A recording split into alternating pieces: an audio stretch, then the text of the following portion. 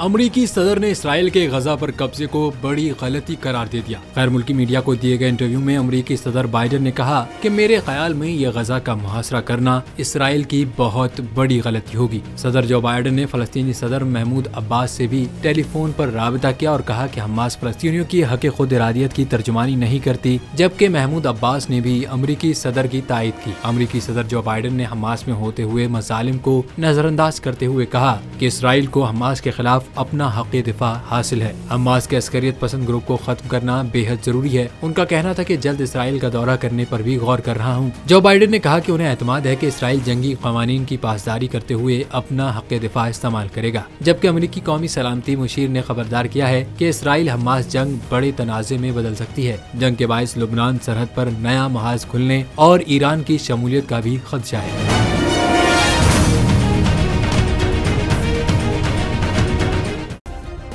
Subscribe करें और bell दबाएं ताकि कोई खबर रह न जाए।